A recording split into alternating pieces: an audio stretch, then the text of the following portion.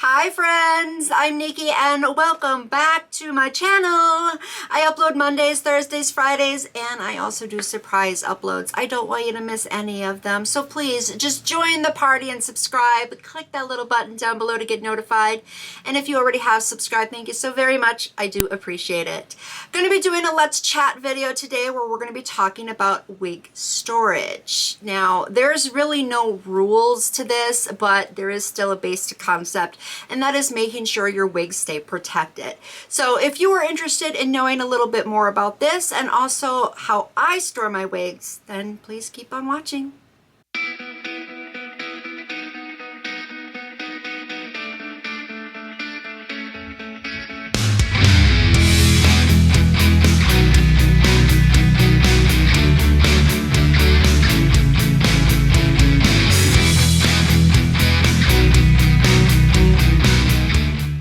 Alright everybody, we are back talking all about wig storage. As I mentioned, there's no real right or wrong way to store your wigs as long as you have the basic concept of protecting them.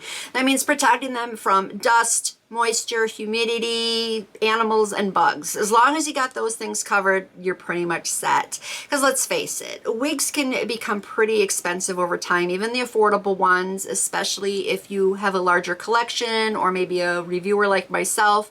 And the last thing you want to do is be tossing money out the window on your investments. So how I do things may not necessarily be the way that you would store your wigs, especially since I am a reviewer. I do things a little bit differently, but I'm going to go over my system with you. So hopefully you might learn something from it. Something might become very useful for you to know about, and just basically have some fun with it.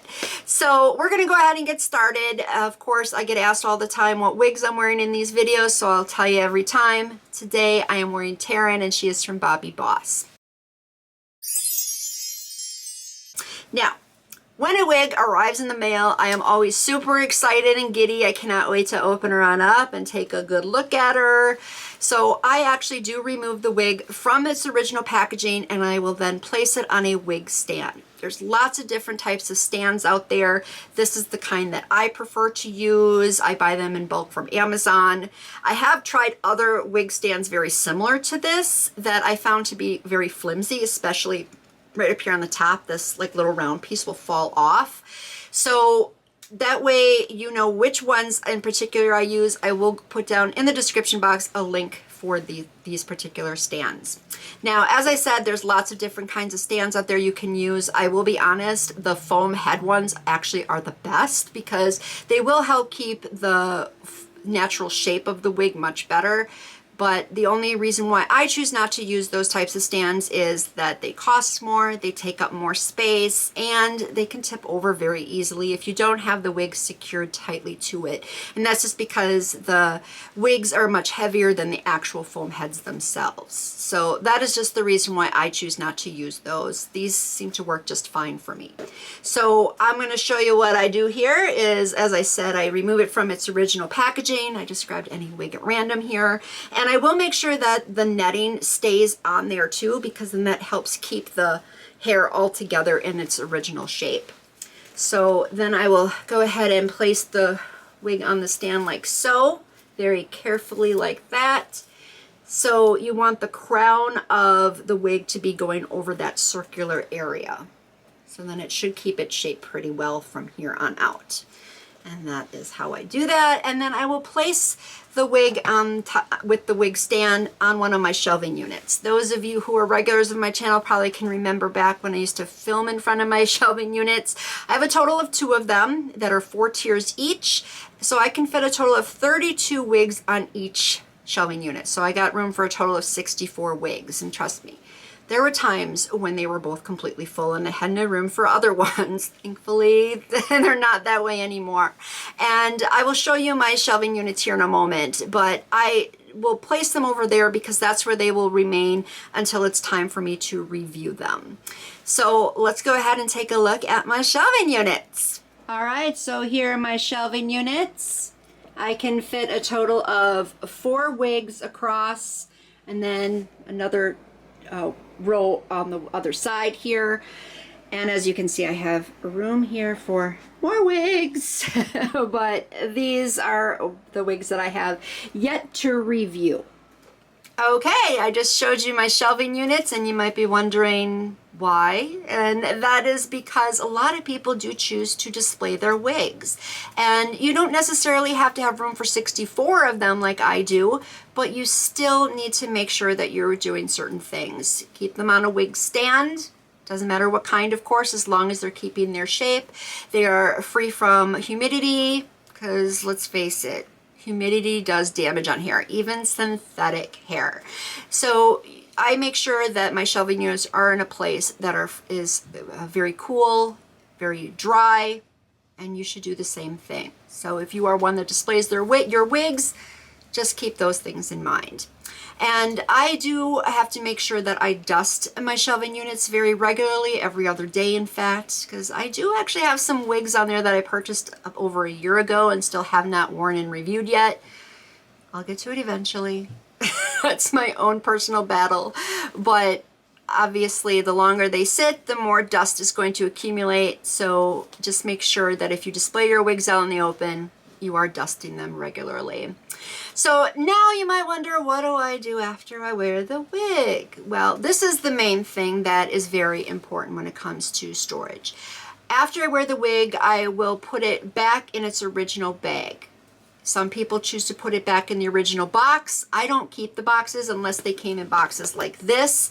And even these are stacking up pretty high right now, so you do have to make sure you have storage space for those. But the other boxes, I just don't. So if it's a wig that came in a box that was in a side of a bag, I only keep the bag. And what I do then is, let me show you here. I'm just going to use that same wig I did before.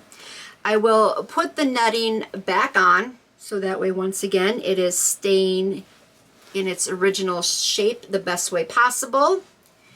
And since this one is a longer one, I'll show you what I do.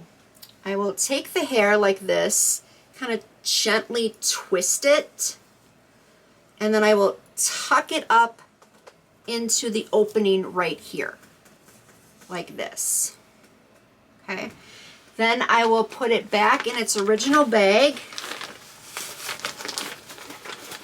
Very carefully. Take the stock card that it originally came with, put that in there, and then I will button it back up. There you go. Then I will go ahead and take that bag and put it in a sealed plastic bin that I then label. So I'm going to show you my bins here in a minute. But the reason why I use the bins is because that way they are very, very safe. If there's some type of flood, God forbid, or a leak, they're not going to get wet. They're still free from humidity. Bugs and animals cannot get into those plastic bins either. So they will take up more space, of course, the bins, especially for somebody like me that has a very large collection of units, but it is what I would recommend the best way possible to protect your wigs after you have worn them. You might find that putting them in other types of boxes might help. That's always an option too. I just prefer the plastic bins because plastic is much better than a paper box or cardboard box, whichever one it is that you choose to use. But of course, as long as it's sealed, you think that it's safe, then you are pretty much guaranteed to protect your wig. So I'm going to go ahead and show you my bins right now. All right, so here are my bins, and I will label them. So if I'm looking for a specific wig to wear again, I just scroll down the lists here to find it, and then I can wear it. Now, as you can see, some of my bins don't have the lists on them. That's just because I have room to fit more in there. Once it's full, then I tape the label. So I'm just going to show you how I stack them in here. So I will place the wig like this, just like that, and there we go. I don't push down too hard, and then I kind of rotate how I do that. If you can notice, one's going this way, then the next layer down there, it's going that way. And these bins are very sturdy. They got the latches on them, so nothing can get in there. All right, everybody, there you have it. That is my system. Of course, may not be the most practical system for you because I'll be honest, it takes up a lot of room between both the shelving units and all of my bins. Plus, I didn't show you where I stack all my boxes either. So it can get a little bit overwhelming, but I also have a bit of OCD going on, so I have to have things a certain way.